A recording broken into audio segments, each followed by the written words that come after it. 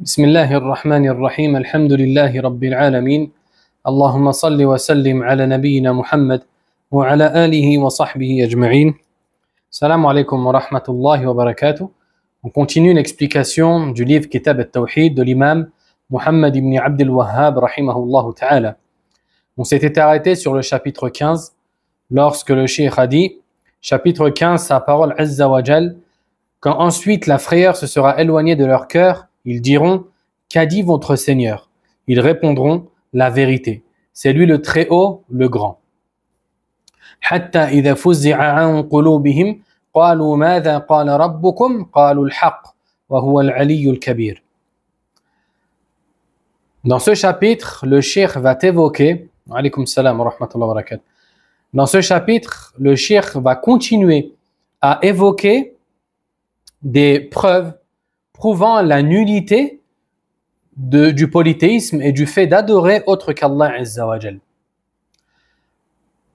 Et ceci à travers le fait que les anges, qui sont pourtant les créatures les plus fortes qu'Allah Azza wa Jal a créées, et il les a dotés d'une force redoutable. Malgré cela, voici l'état des anges lorsqu'ils entendent Allah Azza wa Jal décréter un ordre dans le ciel. Lorsque les anges entendent Allah Azza wa Jal décréter un ange, ils sont pris, décréter un ordre, ils sont pris d'effroi, ils sont foudroyés par l'effroi. Et ceci, car ils craignent Allah Azza wa Jal. Et plus la personne, plus la créature connaît Allah, plus elle le craindra. Comme Allah Ta'ala a dit, Innama yakhsha Allah min ibadihi al-ulama. Seuls les savants, seuls parmi les créatures, seuls parmi les serviteurs, seuls les savants parmi les serviteurs craignent Allah. Et de ce fait, plus la personne va connaître Allah Azza wa Jal, plus elle va le craindre.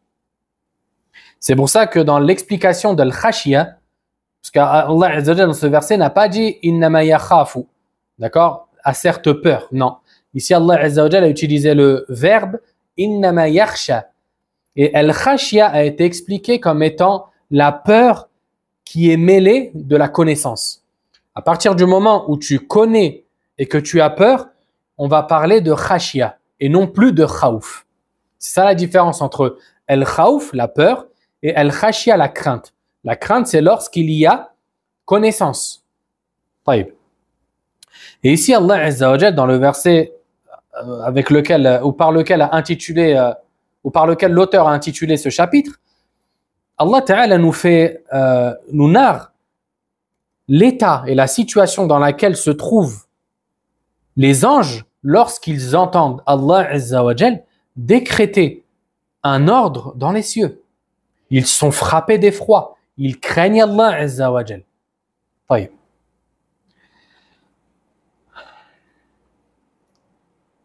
Sous ce chapitre, le cheikh a évoqué 3 textes. Un verset, et c'est celui qu'on vient d'évoquer, ainsi que 2 hadiths. Taïb. Ici, Allah Azza wa Jal, dans le premier verset, il nous dit, quand ensuite la frayeur se sera éloignée de leur cœur. Lorsque la frayeur et la peur se seront dissipées des anges, du cœur des anges. D'accord? Ils diront, qu'a dit votre Seigneur?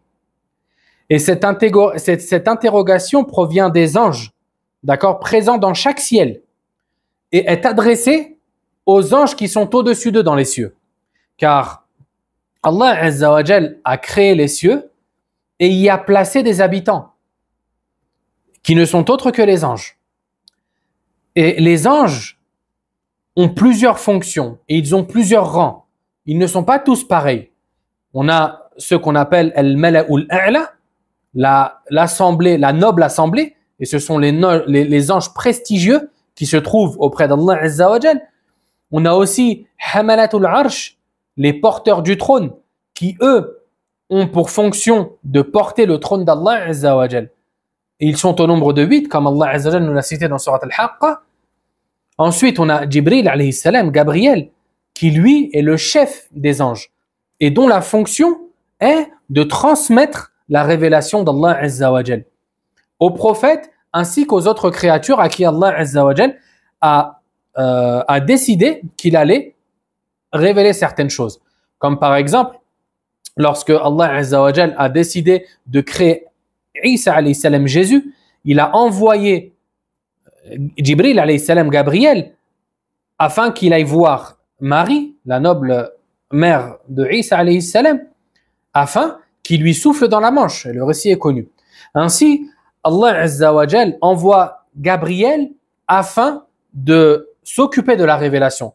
Que cette révélation soit religieuse, comme la révélation des livres divins, le Coran, les évangiles, ainsi que la Torah, par exemple, ou que ces ordres-là soient des ordres universaux, d'accord, ou universels, comme par exemple la création de Isa alayhi salam, etc. Taïb. Ça, c'est la fonction de Gabriel alayhi salam. On a des anges qui ont pour fonction de garder le paradis. Ce qu'on appelle, le chef d'entre eux, on l'appelle Ridwan alayhi salam. On a aussi certains qui ont pour fonction de garder l'enfer, Al-Khazana, d'accord? Ceux qui sont appelés Al-Khazana. Ou Al-Zabaniya. Allah Azza wa Jal les a appelés dans surat Al-Alaq, Al-Zabaniya, Sanad'u Al-Zabaniya. Ainsi, Allah Azza wa Jal a créé des anges. Il les a fait habiter dans les cieux et ils ont chacun des fonctions. Parce qu'Allah Azza wa Jal ne crée rien pour rien. Et ceci ne scie pas à Allah que de créer des choses qui ne servent à rien. Ainsi, toute chose dans cette création sert à quelque chose. Qu'on connaisse la fonction de cette créature ou qu'on ne la connaisse pas. Mais nous croyons fermement qu'Allah Azza wa Jal s'appelle Al-Hakim, le sage par excellence. Et le sage par excellence ne peut créer une chose pour rien, d'accord, de manière futile. C'est pour ça qu'Allah Ta'ala nous dit dans surat Al-Mu'minun, Afa hasibtum annama khalaqnakum abatha? Pensiez-vous que nous vous avions créé vainement, sans but à observer? Ensuite, Allah Azza wa Jalla a dit, Fata'ala Allahu al-Malikul Haqq. Que soit glorifié que soit glorifié Allah, le vrai roi, le roi en toute vérité. Et ici, Allah Azza wa Jalla a dit ça afin de nous interpeller sur le fait qu'Allah ne crée pas les choses sans but. Et ça, c'est très important à souligner. Taïb. De ce fait, lorsque les anges entendent la révélation d'Allah Azza wa Jal dans les cieux, ils sont frappés d'effroi. Ensuite, ils se relèvent. Ils se relèvent et se jettent, prosternés pour Allah Azza wa Jal. Puis, une fois que l'effroi, cette peur très intense a disparu, là, ils commencent à se demander, ils commencent à s'interroger. Les anges qui sont juste en dessous des porteurs du trône, qui vont demander aux porteurs du trône qu'est-ce qu'Allah Azza wa Jal a dit. Et là, les porteurs du trône leur révèlent ce qu'Allah Azza wa Jal a dit. Puis, chaque habitant des cieux inférieurs vont demander aux anges qui se trouvent au-dessus d'eux. Taïb. Et ça, on va le voir par la suite dans un hadith qui détaille ce récit. Taïb. Et ici, Allah Azza wa Jal a conclu ce verset en disant Wa huwa al-aliyyul kabir. Et c'est lui, le très haut et le grand. On tire de ce verset deux noms d'Allah Azza wa Jal. Le premier, Al-Ali, d'accord, ce qui est traduisable par le très haut, celui qui est au-dessus de toute sa création, celui qui n'est surplombé par rien du tout, car il est le très haut par excellence et il ne lui sied pas de se mélanger à sa création. Allah Azza wa Jal est bien trop élevé pour qu'il puisse se mélanger à sa création. Et ici, on va tirer de ce nom un attribut divin, d'accord, qui est l'attribut de la hauteur. Parce que, et ça c'est une règle, chaque nom divin renferme un attribut divin. De ce fait, le nom Al-Ali, le très haut, renferme l'attribut de la hauteur, qui est appelé en arabe Al-Ulu. Et cet attribut englobe trois choses. il englobe ulu al-qadr, c'est-à-dire la hauteur de rang. Allah Azza wa Jal est le plus élevé et il est le plus parfait. C'est celui qui possède tous les attributs de la perfection et celui qui est exempt de tous les défauts. Allah Azza wa Jal n'a pas de défaut. Il est donc le très haut par excellence dans le rang et dans le prestige. La deuxième chose que l'attribut de la hauteur renferme, c'est la hauteur d'essence. Allah Azza wa Jal est le très haut par excellence dans son essence. C'est-à-dire que Allah, il n'y a aucune créature qui est au-dessus de lui. Au contraire, c'est lui qui est au-dessus de toutes ces créatures. Et la troisième chose que l'attribut de la hauteur renferme, c'est la hauteur de contrainte. C'est ce qu'on appelle en arabe ulu al-qahr. C'est-à-dire qu'Allah Azza wa Jal, rien ni personne ne peut le contraindre. Rien ni personne ne peut le contraindre parce que c'est le maître, parce que c'est le roi par excellence et que il est le Jabbar, le contraignant, Al-Qahhar, celui que personne ne peut contraindre ou que personne ne peut vaincre. De ce fait, il est le très haut dans cet attribut qui est l'attribut de la contrainte. Taïb.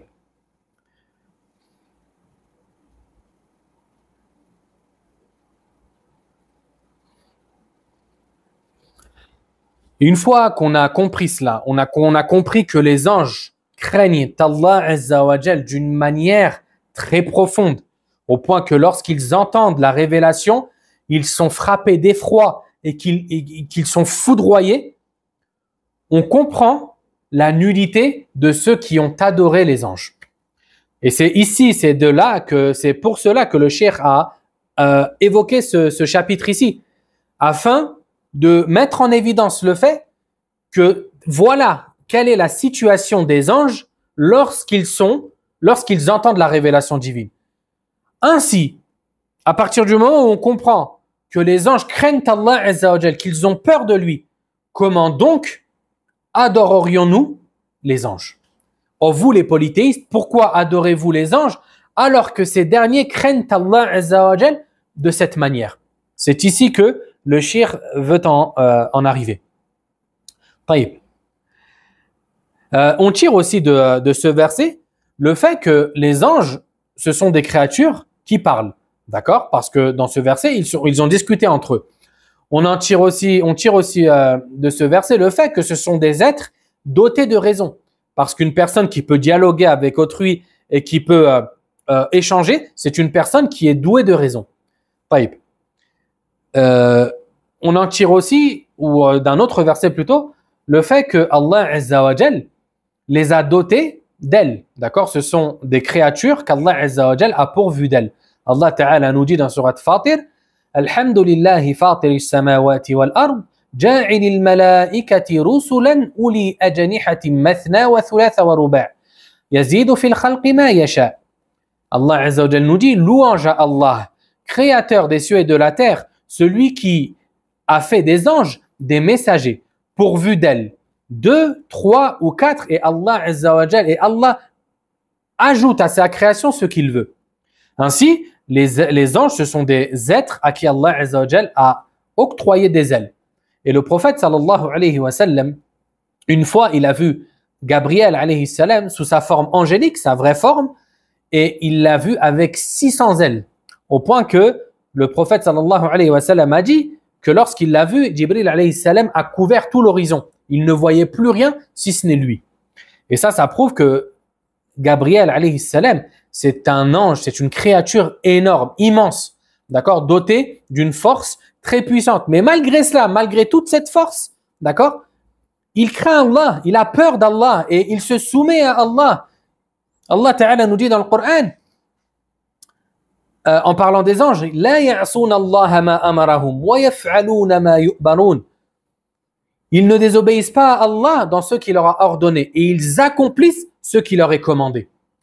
Ainsi, les anges, subhanallah, ce sont des créatures qui craignent énormément Allah. Comment donc ces créatures pourraient être adorées en dehors d'Allah Azza wa Jal? Ensuite, le cheikh a évoqué le hadith d'Abu Hurayra radiyallahu anhu, il nous dit, et dans le Sahih, selon Abu Hurayra radiyallahu anhu, le prophète sallallahu alayhi wa sallam a dit, lorsqu'Allah décrète l'affaire dans les cieux, les anges frappent de leurs ailes par signe de soumission devant sa parole, semblable à la chaîne que l'on traîne sur la roche lisse, et cela les transperce. Ensuite, ils lisent à la parole d'Allah Azza wa Jal. Quand ensuite la frayeur se sera éloignée de leur cœur, ils diront: qu'a dit votre Seigneur? Ils répondront: la vérité, c'est lui le Très-Haut, le Grand.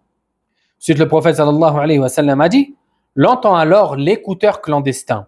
Et ces voleurs sont ainsi les uns sur les autres. Celui-ci entend la parole puis la transmet à celui qui est en dessous. Ainsi de suite jusqu'à ce qu'elle soit transmise au sorcier ou au devin. Il arrive que les écouteurs clandestins se fassent toucher par une étoile filante avant qu'ils ne parviennent à transmettre cette parole qu'ils ont volée. Et il arrive qu'ils réussissent à la transmettre avant de se faire toucher. Et ils y ajoutent sans mensonge. Puis c'est alors que certains parmi les hommes disent: ne nous avait-il pas informé que ce jour-là, qu'il se passerait ceci et cela? Et ici, il parle des sorciers et des devins qui les avaient informés des événements à venir. C'est ainsi qu'il est cru, c'est-à-dire le sorcier ou le devin, à cause de la parole entendue dans le ciel. Le hadith a été rapporté par Al-Bukhari. Dans ce hadith, le prophète sallallahu alayhi wa sallam nous a expliqué, nous a détaillé la situation dans laquelle se trouvent les anges lorsqu'ils entendent Allah Azza wa Jal décréter un ordre dans les cieux. Il nous dit sallallahu alayhi wa sallam que les anges sont alors frappés d'effroi, comme dans le verset. Et ici, ils sont tellement, en fait, ici le prophète sallallahu alayhi wa sallam a comparé leur situation lorsqu'ils entendent la parole d'Allah Azza wa Jal à la situation de la personne lorsqu'elle entend, vous savez, lorsqu'une chaîne en fer est prise et est frottée contre une pierre lisse, comme de l'ardoise, comme les galets, etc., ça provoque un son ça provoque des grincements très désagréables et parfois ils peuvent même nous saisir de peur, d'accord, de par le bruit que ce frottement provoque. Là, le prophète sallallahu alayhi wa sallam nous dit que les anges, lorsqu'ils entendent la parole d'Allah Azza wa Jal, ils sont frappés du même effroi. Ils sont frappés du même effroi. Taïb. Ensuite, le prophète sallallahu alayhi wa sallam nous dit: l'entend alors l'écouteur clandestin. L'écouteur clandestin, mustariqus sam', ce sont les diables, d'accord, qui montent aux cieux afin d'écouter et de voler, de dérober ce qui se dit et les choses qui vont se passer dans l'avenir. Et ensuite, le prophète sallallahu alayhi wa sallam nous a expliqué comment ils parviennent à écouter ces paroles. Et ici, le rapporteur du hadith, Sufyan ibn Uyayna rahimahullah, ou l'un des rapporteurs, a expliqué comment les diables faisaient pour monter jusqu'au ciel. Il a mis sa main de cette manière, afin de nous faire comprendre que chaque diable se met l'un sur l'autre. Ils se mettent les uns sur les autres jusqu'à parvenir à l'endroit où ils peuvent entendre les anges parler de ce qu'Allah Azza wa Jal a décrété dans les cieux. Et de ce fait, en fait, ils volent cette information-là. Puis, le diable qui est tout en haut la transmet à celui qui est en bas, ainsi de suite, jusqu'au dernier de la chaîne. Et puis, ce diable-là va voir le devin ou le sorcier, d'accord, et il lui rapporte cette parole. Et en même temps, il va ajouter à cette information qui est vraie une multitude de mensonges. C'est pour ça que le prophète sallallahu alayhi wa sallam a dit, puis il y ajoute sans mensonge. Ici, le chiffre en lui-même n'est pas voulu, mais c'était une manière de parler, d'accord? C'était une façon de parler afin d'exprimer le fait que le diable va ajouter une multitude de mensonges à cette vérité, d'accord? Et ceci afin de tromper les gens. Et ainsi, et le prophète sallallahu alayhi wa sallam conclut le hadith en disant, en rapportant les paroles de certains qui vont voir les voyants, les devins, etc., et qui les croient, ne nous avait-il pas informé que ce jour-là, il se passerait ceci et cela? C'est ainsi que les devins et les sorciers sont crus. les gens pensent qu'ils connaissent l'invisible et qu'ils connaissent l'avenir parce que parfois, il leur arrive de dire une chose et que ça se passe comme ils l'ont dit. Mais d'où cette information leur vient? Elle leur vient des diables qui l'ont volée aux anges qu'ils ont entendus dans les cieux. Taïb. Le prophète sallallahu alayhi wa sallam nous a rappelé aussi dans ce hadith que lorsque ces diables montent dans les cieux ou montent afin d'écouter à la porte du ciel de ce bas monde ce que les anges disent, ils sont lapidés par des étoiles filantes, d'accord, des météores, des météorites. Allah Azza wa Jal a protégé le ciel avec des météorites. Ainsi, l'ange, le diable qui se rapproche du ciel se fait lapider. Il se fait suivre par une météorite flamboyante, d'accord, embrasée, qui va le frapper afin de le chasser du ciel. Et ici, cette situation-là a eu plusieurs, elle a eu plusieurs étapes. C'est-à-dire qu'auparavant, avant l'arrivée du prophète sallallahu alayhi wa sallam, le ciel n'était pas protégé comme il a été protégé après la venue du prophète sallallahu alayhi wa sallam. C'est pour ça que Allah Azza wa Jal, dans Surat al-Jinn, il nous a rapporté ce que les djinns ont dit, d'accord, les djinns qui avaient embrassé l'islam. Et auparavant, nous nous rapprochions du ciel afin de nous y asseoir et d'écouter, de voler et de dérober ce qui s'y disait. Mais maintenant, celui qui essaye d'écouter se verra une météore qui lui est prête, d'accord, qui l'attend afin de le chasser.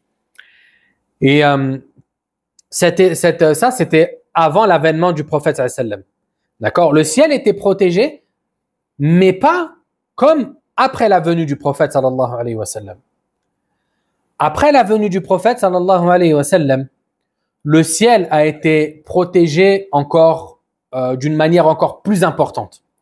C'est pour ça que les djinns, Allah Azza wa Jalla a rapporté leurs paroles, ils ont dit وَأَنَّا لَمَسْنَا السَّمَاءَ فَوَجَدْنَاهُ مُلِئَتْ حَرَسًا شَدِيدًا وَشُهُبًا. Et dorénavant, maintenant, lorsque nous rendions au ciel afin d'écouter, nous l'avons trouvé rempli de gardiens féroces et de météores, et de météorites flamboyantes, brûlantes. Ainsi, après l'arrivée du prophète sallallahu alayhi wa sallam, et ça je vous l'avais déjà évoqué dans l'explication de l'Amiyya, il y a eu des modifications dans l'univers, subhanallah. C'est-à-dire que le ciel avant, il avait un état particulier. Après l'arrivée du prophète sallallahu alayhi wa sallam, le ciel a été modifié. Les gardiens qui y sont, c'est-à-dire les anges, ont été multipliés. Les météorites ont été multipliés au point que ces djinns ont dit qu'ils ont trouvé le ciel rempli de protection. Subhanallah. Et ceci, afin que les shayatins ne puissent voler une quelconque révélation divine. Que cette révélation soit religieuse, la révélation du Coran, ou que cette révélation soit d'ordre universel, ce qu'Allah Azza wa Jal décrète et qui doit se passer sur terre. Taïb. Concernant après la mort du prophète sallallahu alayhi wa sallam, est-ce que le ciel est resté sur cet état ou est-ce qu'il est redevenu comme auparavant, avant l'arrivée du prophète sallallahu alayhi wa sallam? Les savants ont divergé et il n'y a aucun texte clair. Et de ce fait, le mieux c'est de ne pas se prononcer à ce sujet. Mais quoi qu'il en est, le ciel est protégé. Le ciel est protégé. Et à travers ce hadith, on comprend comment parfois les devins, les sorciers, les voyants, etc. peuvent dire une chose qui va se passer réellement dans l'avenir. D'accord? On comprend que ce n'est pas parce qu'ils connaissent l'avenir, mais c'est tout simplement parce que leurs alliés parmi les diables et ceux pour qui ils vouent le culte, se sont rendus au ciel, ont écouté et ont transmis cette information à leurs acolytes. طيب. Aïcha radiyallahu anha a rapporté que le prophète sallallahu alayhi wa sallam a dit: les anges descendent dans les nuages et évoquent ce qu'Allah azza wa jalla a décrété. Et c'est alors que les diables viennent écouter afin de s'emparer de ce qui se dit. Puis ils révèlent ce qu'ils ont entendu aux devins en y ajoutant sans mensonge. Le hadith a été rapporté par Al-Bukhari. Ce hadith est important, pourquoi? Parce qu'on comprend qu'en réalité, les diables ne montent pas au ciel. Et c'est pour ça que tout à l'heure, je vous ai dit, ils montent aux portes du ciel, c'est-à-dire dans les nuages. D'accord? Là où les anges descendent et viennent parler.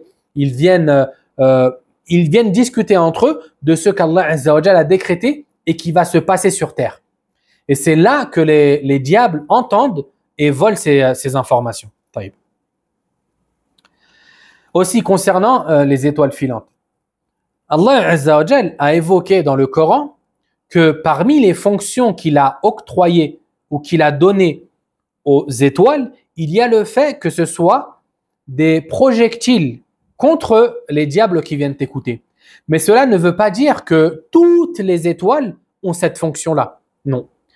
Et ça ne veut pas dire non plus que ce sont les étoiles qu'on voit, parce qu'il y a des étoiles qui sont fixes dans le ciel, d'accord, qui ne bougent pas et qui sont toujours là. Ces étoiles-là, en fait, ce ne sont pas toutes les étoiles qui ont la fonction de lapidation.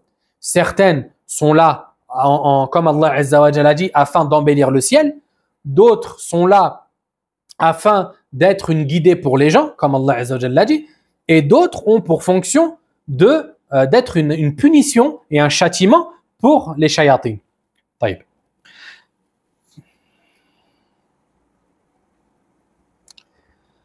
Ensuite, le cheikh évoqua le hadith de Nawas ibn Sam'an radiyallahu anhu qui dit: le messager d'Allah sallallahu alayhi wa sallam a dit: lorsqu'Allah veut révéler une affaire, il parle alors à travers la révélation.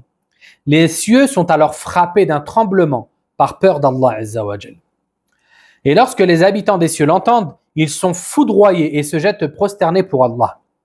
Le premier à relever sa tête est Gabriel, et Allah lui révèle alors ce qu'il veut.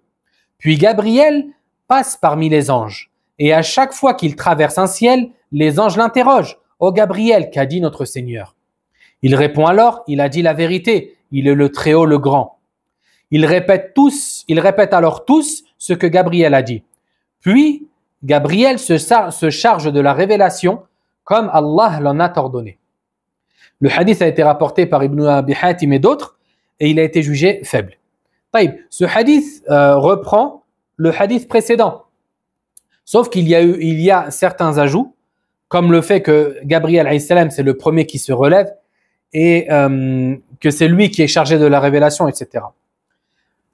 Une phrase ici qui a attiré mon attention, c'est lorsque le prophète sallallahu alayhi wa sallam a dit: puis Gabriel se charge de la révélation comme Allah l'en a ordonné. Et ça, c'est très important. Pourquoi?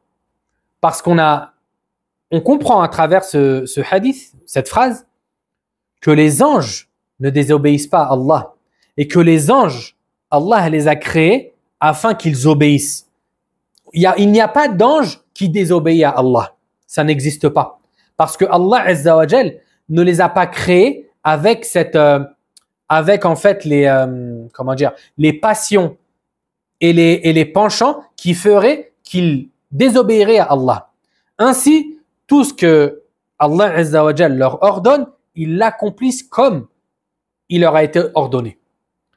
Et ça vient réfuter l'idée des chiites qui ont prétendu que Allah avait ordonné à Gabriel alayhi salam de révéler le Coran à Ali radiyallahu anhu, mais que Gabriel a trahi le dépôt d'Allah Azza wa Jal et a transmis la révélation à Muhammad sallallahu alayhi wa sallam. Et ça, bien sûr, c'est une parole qui se base simplement, ou qui ne se base simplement que sur leur passion et sur leur volonté de nuire à l'islam. mais elle n'est basée sur rien d'autre, rien de concret. Au contraire, Allah Azza wa Jal nous a dit que les anges ne lui désobéissent pas. Et ici, le prophète sallallahu alayhi wa sallam nous dit que les anges, que Gabriel transmet la révélation comme Allah lui a demandé, sans rien ajouter ni rien omettre. Allah lui a demandé de transmettre ceci à un tel, il y va et il transmet à un tel. C'est pour ça que leur parole est complètement fausse et caduque. Taïb.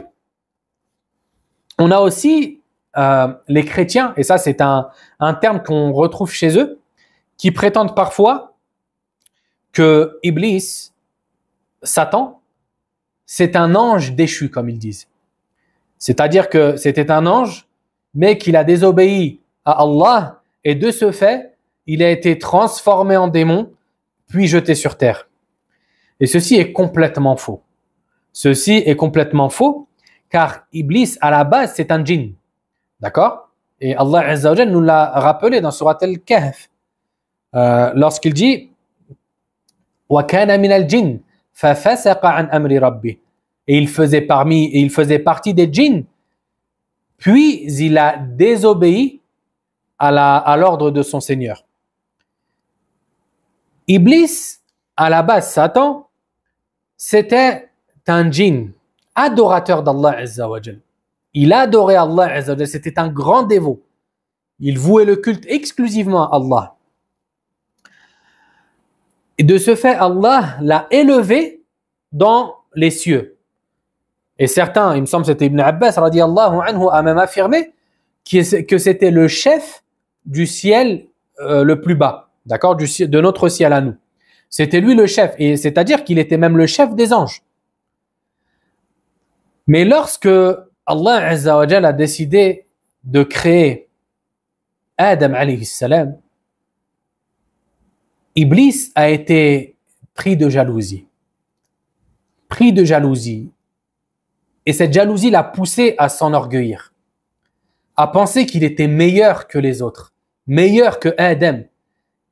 Et son motif ou sa preuve à ce sujet, c'était que lui avait été créé de feu, tandis que Adam alayhi salam avait été créé d'argile. Lorsque Allah créa Adam alayhi salam, il ordonna aux anges de se prosterner devant ce dernier. Et ceci en guise de marque de noblesse et de respect envers Adam alayhi salam.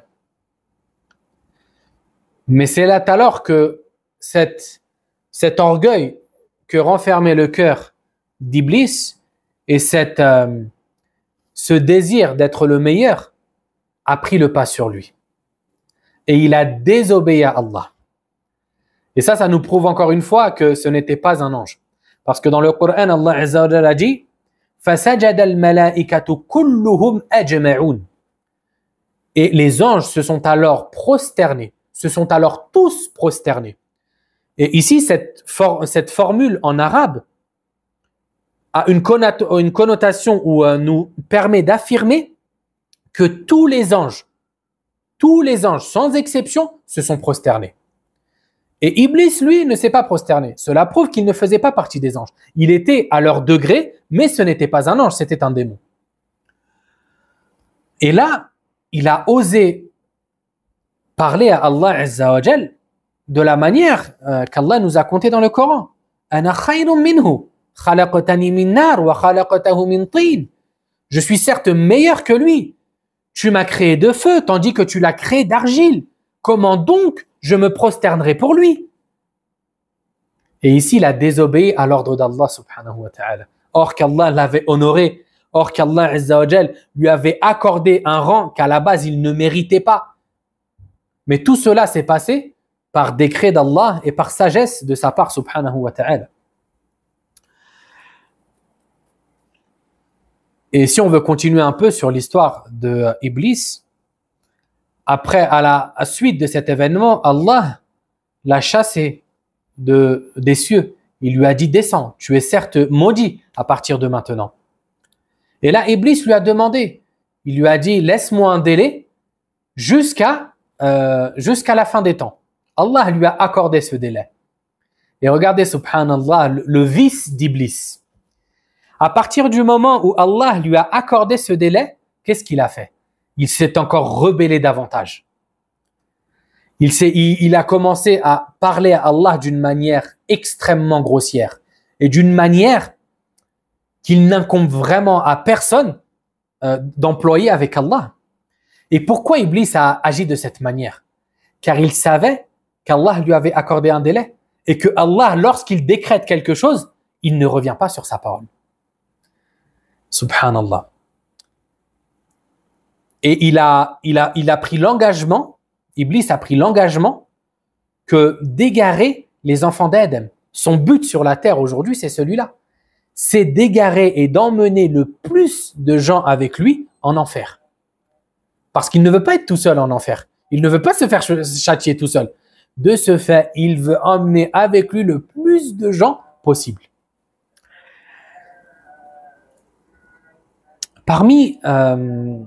Et si on regarde, et ça, subhanallah, c'est quelque chose de très important à noter, comment ou quelle est la shaitan, si vous voulez, Iblis, a une manière d'agir avec les gens, avec les enfants d'Adam, afin de les égarer du droit chemin.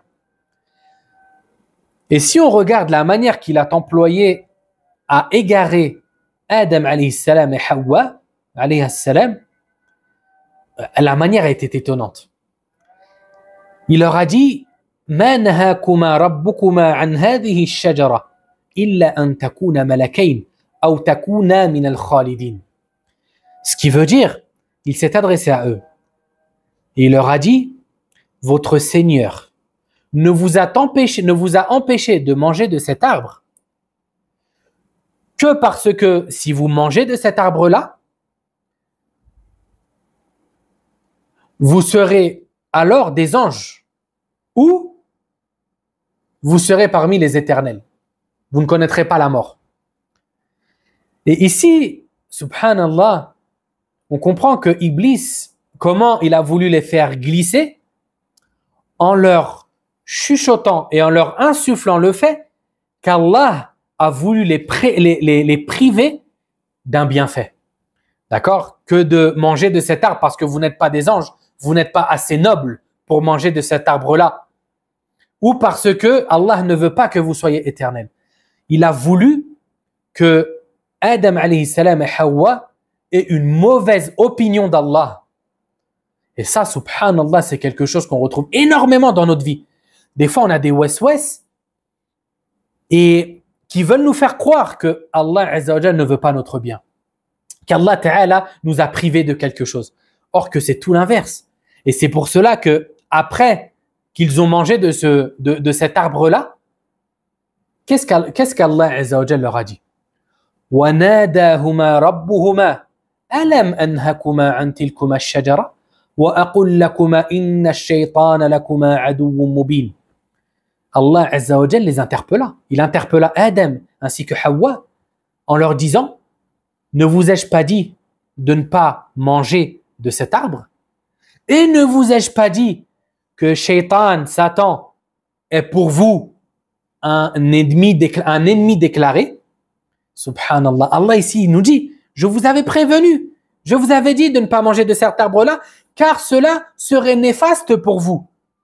Parce que quand ils ont mangé de cet arbre-là, ils ont les choses qui cachaient leur partie intime sont tombées et ils se sont retrouvés nus. Et ça, c'était quelque chose qu'il ne fallait pas qu'il arrive. D'accord? C'est pour ça qu'Allah leur a défendu. Et aussi, Allah Azza wa Jal leur a dit que cela serait néfaste pour vous. De ce fait, ne le faites pas. Et Allah leur avait dit que Shaitan, il ne faut pas l'écouter. Pourquoi? Parce que Shaitan, c'est un ennemi pour vous. Il veut votre mal. Et regardez, voilà le mal dans lequel il vous a fait tomber. Ce mal-là que je vous avais pourtant, ou contre lequel je vous avais prévenu et averti. Et c'est là, subhanallah, on se rend compte du vice de Shaitan. Lorsqu'il t'appelle à quelque chose, il t'appelle pas pour ton bien, il t'appelle pour te faire tomber dans un mal, dans quelque chose qui va être néfaste, aussi bien dans ce bas monde que dans l'au-delà. C'est pour ça qu'Allah Azza wa Jal, lorsqu'il nous parle par exemple du vin et des jeux d'hasard, il nous a dit إنما يريد الشيطان أن يوقع بينكم العداوة والبغضاء في الخمر والميسر. Shaitan ne veut que vous faire tomber dans l'animosité et les conflits à travers le vin, d'accord, l'alcool de manière générale, et les jeux de hasard. Et c'est ce qu'on voit aujourd'hui. Les gens, une fois qu'ils sont ivres, qu'est-ce qui se passe? Ils deviennent incontrôlables. Ils deviennent incontrôlables. Et la plupart du temps, ils s'engueulent, il y a des bagarres. Combien il y a eu de gens qui ont tué des gens lorsqu'ils étaient ivres? Et une fois qu'ils ont repris leurs esprits, ils ont dit « Oh là là, mais qu'est-ce que j'ai fait? Mais qu'est-ce que j'ai fait ?» Mais il est trop tard maintenant. Et c'est pareil pour les jeux de hasard. Combien de gens ont tué d'autres à cause de l'argent, à cause de jeux de hasard? Oh non, tu m'as trompé. Oh non, tu m'as volé, etc., etc. C'est pour cela, subhanallah, que Shaitan, les choses auxquelles il nous appelle à ces dernières que pour nous faire du mal. Et le jour, subhanallah, le jour du jugement, lorsqu'Allah Azza wa Jal le fera entrer en enfer, il osera même faire un discours en enfer, comme Allah nous l'a rappelé dans Surat Ibrahim. Il va rassembler les gens autour de lui, il va dire « Oh vous gens de l'enfer, quant à moi, je ne vous ai pas obligé à faire ces péchés et à désobéir à Allah. Je suis donc, moi je vous ai, et subhanallah, regardez ce qu'il a dit, moi je vous ai juste appelé, et c'est vous qui avez accompli ces dernières, ces péchés. Donc maintenant, je ne vous suis d'aucun secours, comme vous n'êtes d'aucun secours pour moi. Je me désavoue certes de ceux que vous m'avez, ou du culte que vous m'avez voué. Subhanallah. C'est-à-dire qu'il les aura trompés de A à Z. Il les aura trompés de A à Z. Ils sortiront de ce bas monde, les anges viendront les chercher et leur châtiment commencera. Wala'iyadhu billah. Et c'est la raison pour laquelle, si on regarde dans le Coran, on se rend compte qu'Allah nous a rappelé à maintes reprises cette animosité qui anime Iblis. C'est ça qui le fait vivre, c'est son but. Vous savez, lorsqu'une personne a un but dans la vie, qu'il faut et qu'elle veut le réaliser coûte que coûte, elle est prête à tout pour ce dernier. Et bien, Shaitan, c'est pareil. Dites-vous que lui, Shaitan, sa destination finale, il la connaît. C'est l'enfer éternellement. Il ne pourra jamais en sortir. Et de ce fait, lui, il n'a plus rien à perdre. Ça fait qu'il appelle les gens à commettre les plus grands des péchés. Le polythéisme, adorer les statues. Comment le polythéisme est apparu sur terre? Si ce n'est que Shaitan a insufflé aux gens, il a pris une forme humaine. D'accord? Et il a insufflé aux gens à l'époque de Nuh alayhi salam, de Noé. Il leur a dit, oh regardez, ces gens qui étaient pieux, ces saints qui adoraient Allah sans cesse, ils sont morts aujourd'hui. Que diriez-vous que je vous fabrique des statues afin que vous vous rappeliez d'eux? Des statues à leur effigie afin que vous vous rappeliez d'eux. Et là, les gens ont dit, oh, c'est une très bonne idée. De ce fait, ces statues ont été érigées. Au début, elles n'ont pas été adorées. Au début, ces statues n'ont pas été adorées. Elles étaient juste là en guise de souvenir de ces hommes vertueux. Mais les générations sont passées. Cette génération-là est morte. Shaitan est revenu par la suite aux générations suivantes. Et il leur a dit, ne voyez-vous pas ces statues? Ne saviez-vous pas que ces statues étaient adorées par vos ancêtres? Allez-vous donc délaisser la religion de vos ancêtres ou allez-vous faire comme eux? Et c'est ainsi que les gens commençaient à vouer le culte à ces statues. Et c'est ainsi que le polythéisme est né sur terre. Et à la suite de l'apparition du polythéisme, Allah Azza wa Jal a envoyé Nuh alayhi salam, Noé, afin d'appeler les gens à l'unicité d'Allah Azza wa Jal et au fait qu'il est le seul à mériter l'adoration. Taïb. Si quelqu'un a des questions sur ce qui a précédé, il peut les poser maintenant.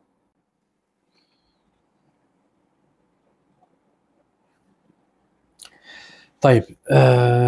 Les attaquants du Bataclan ont attaqué sans être ivres et sans avoir joué au loto. Alors, c'était quoi leur souci? Eh ben, leur souci, c'était qu'ils n'avaient rien à voir avec l'islam. Et que notre religion n'appelle aucunement à des actes barbares ou à tuer des gens innocents qui n'ont rien fait. Et c'est pour cela qu'on affirme clairement, et ce depuis bien longtemps, que les actes qui sont dirigés par ces formes de haine et de cette manière-là n'ont rien à voir avec l'islam. Et ça, c'est quelque chose qui, pour celui qui a étudié un tant soit peu l'islam, c'est quelque chose qui est très clair pour lui. L'islam n'a rien à voir avec ces gens-là. Et c'est pour ça que la totalité de ces gens-là, tu ne les trouveras jamais dans la mosquée, lire le Coran, apprendre les sciences religieuses, etc. Ce sont des gens, pour la plupart, ce sont des ignorants qui ont commis des actes qu'ils ont affiliés à l'islam, mais dont l'islam est totalement se désengage totalement. Taïb.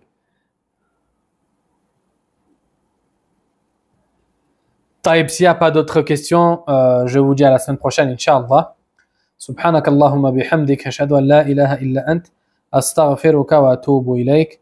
Qu'Allah Azza wa Jalla nous accorde une science bénéfique, qu'Allah Ta'ala fasse qu'on applique ce qu'on entend et ce qu'on apprend, qu'il fasse de nous des gens bien guidés, qui l'adorons et qui ne lui associons rien du tout, et ce jusqu'à ce que nous le rencontrions et qu'il soit satisfait de nous.